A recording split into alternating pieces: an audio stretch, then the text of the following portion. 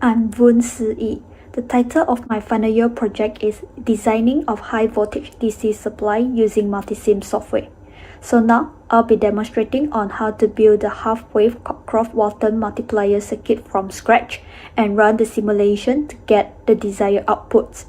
Let's start. First, launch the Multisim software. Then click on Place and choose Component.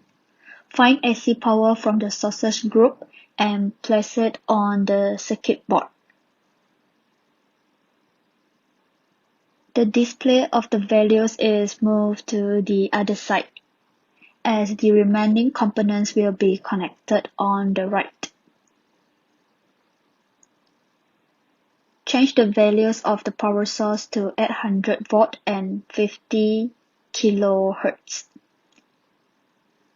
Then proceed to placing a ground at the negative polarity of the power source.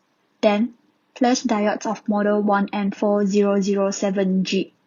Total stages needed to produce 5 kV is 5 stages, making it a total of 10 diodes. Copy and paste the repeating components will be a faster way of doing so. Next, place the first capacitor of any value on the board.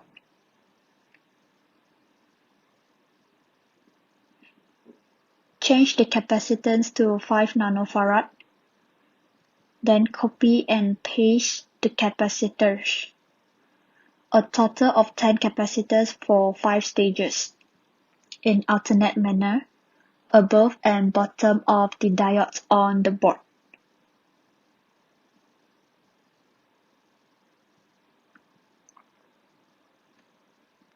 Then connect the components using wires and junctions of the half-wave design for Cockcroft-Walton multiplier circuit.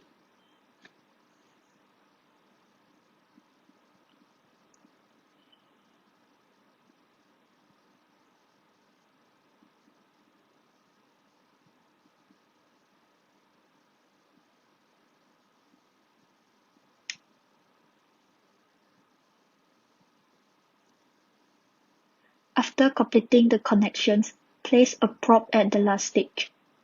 Change the parameters to only showing V as this is the result needed, and run the simulation. 5 kV is produced. Continue with 10 kV.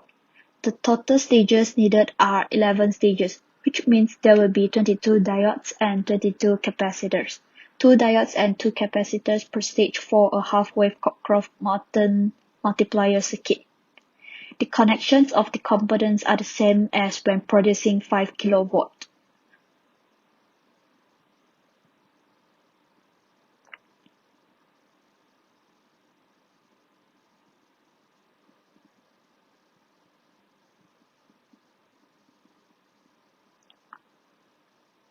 After connections are all done, put the probe at the last stage and change the parameters to show only V and run the simulation.